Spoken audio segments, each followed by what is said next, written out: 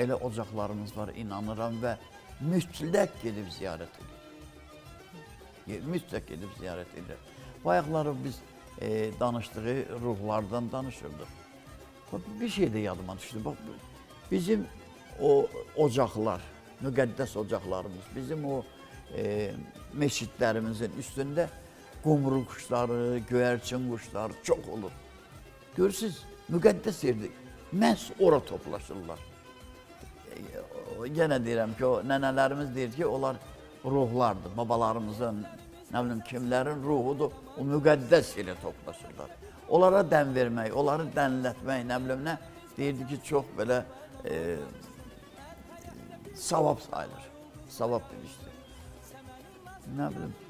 O, sizə elə gəlmirmi ki, biz özümüzü kökləsək, misal üçün, bu səməninin bir ləçəyini özümüz üçün ülvləşdirsək və ona tapınsaq, arzularımızı, niyyətlərimizi ona desək, sabah o arzu həyata keçəndə deyəcək ki, bu səmənin ləçəyindən oldu. Özümüzü nəyə köklürük, onu yaşayırıq. Sizcə bayram atributlarının təsiridirmi bu? Yəqin ki, bax bu səmənini görəndə həmişə mən uşaqlıq illərim yadıma düşür. Deməli, dəb idi bizdə. İlk çərşənbələrdən əvvəl səmənini göyərdirdilər və səməni halvası pişirirdilər. Rəhmətli anam həmişə pişirirdi. Kəndimizdə hardasa bir 400-dən çox ev vardı. Gözümə odururdu ki, hamıya pay aparmalıydım. Nəlbəkidə, balaca boşqablarda, təbii ki, o boyda qab olmazdı bir evdə. 15-15 aparırdım, boşalır, gəlirdi, bir də bütün kəndə çatmalıydı.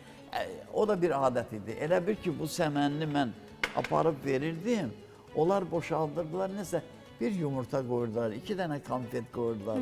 Yəni, bu da bir adətdən gələn şeydir. Gətirirdik onu, geri qaytarırdı.